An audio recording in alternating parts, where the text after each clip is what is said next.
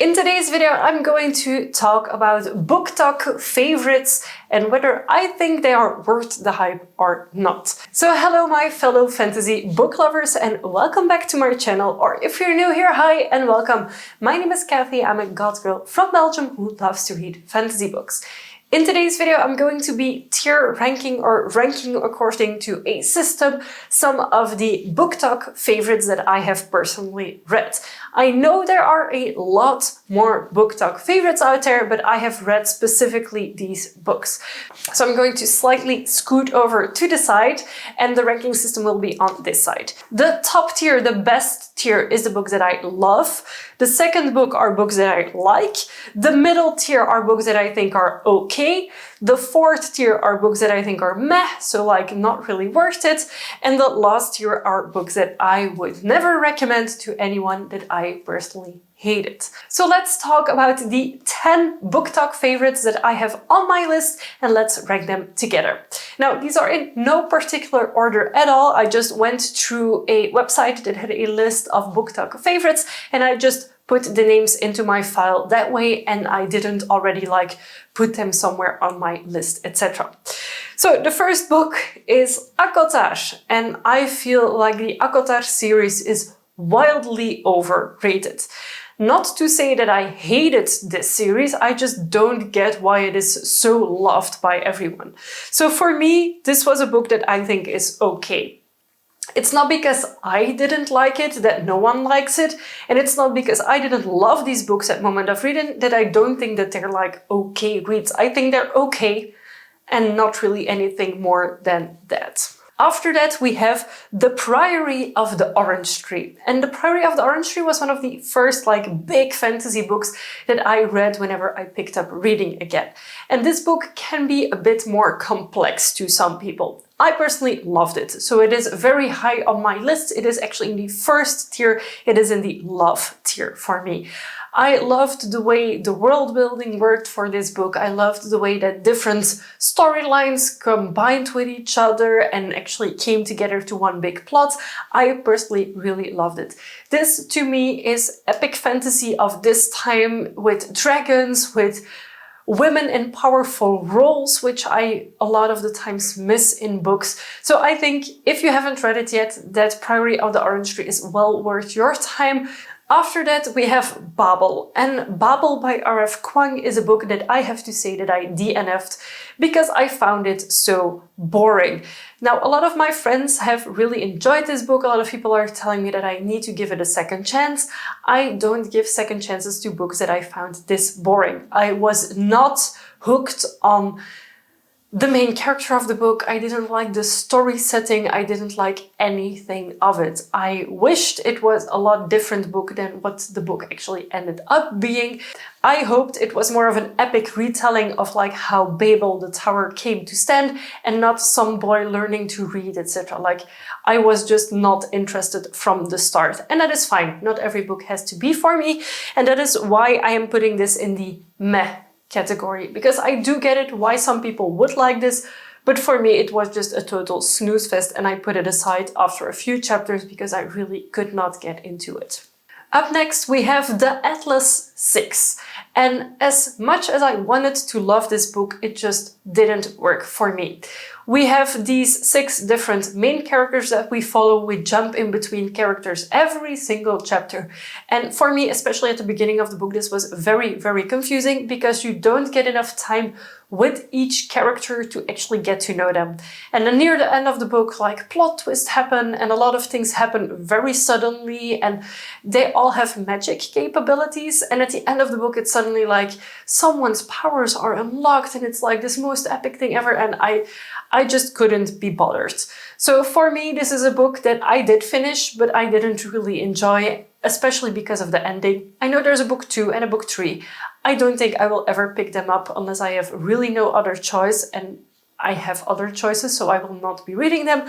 So for me, I am hesitating on putting this on the meh or in the okay, but I think I'm gonna put it in the okay pile because I think there's worse books than this, and I think for the right person this could really work, as it is very dark academia. You follow a lot of mages in this and different types of mages, and I The concept was interesting, the execution was a little not what I wanted from it or not what I hoped from it. Up next, we have another Ayame series, and this one is Throne of Glass. Now, Throne of Glass, I have started reading. I think I'm 4 books in out of the 5, 6, 7. I don't know how many there are exactly at this point. But Throne of Glass, I feel like every single book is a copy-paste of the previous book with some changes in it. I don't mind these books. I just feel like they're not as difficult and not as building up to something as some other book series that I've read. I feel this is a very simple fantasy series with a lot of romance in it, but that is, on the other side, what you can expect from Ayame. And I felt whenever I started reading again, everyone was hyping up Ayame so much. I was like, what is wrong with me that I don't really love this as much? But it's normal. I like other things in my books, and I like other fantasy types than what Ayame writes. That doesn't mean that it's bad books. It's just, again, not for me. So I'm gonna put these with like, because I didn't hate these books. I was having a good time reading them. It's just not my favorite books of all time. After that, we have books that I do really love, surprisingly, and it is Fourth Wing and Iron Flame. Fourth Wing and Iron Flame have been everywhere, on BookTok, on BookTube, on Bookstagram, everywhere. Even my mom knows about these books. They have been so omnipresent everywhere that I feel like everyone has by this point either read them or heard about them and decided they didn't want to read them. I personally read them and loved them, but I feel it's also because at the point that I started reading them, I was back into this, I was new into fantasy again. I was exploring new fantasy books and I hadn't read fantasy books in a while. I feel like I might be biased on this series because it's one of the first ones that I started reading again that introduced me into fantasy romance and into dragons again, and it reignited that spark for reading for me. So that's why this book is on my loved tier, because for me, yeah, I just really enjoyed it. I had a very good time reading these. I'm looking forward to reading book 3.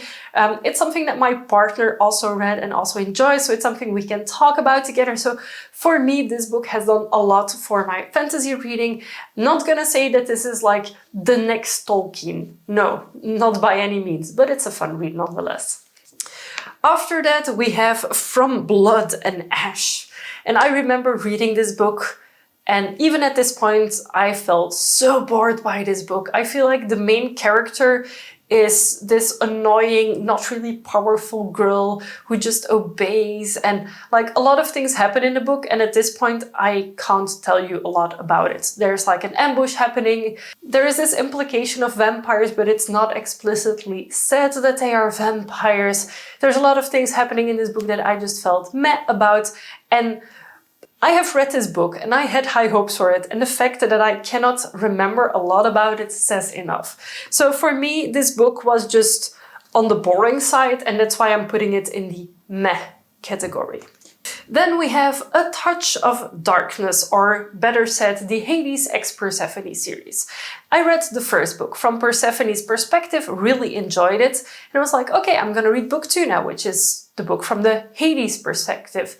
It is so repetitive. It is literally a copy-paste of the same book from a different perspective, which makes it extremely boring.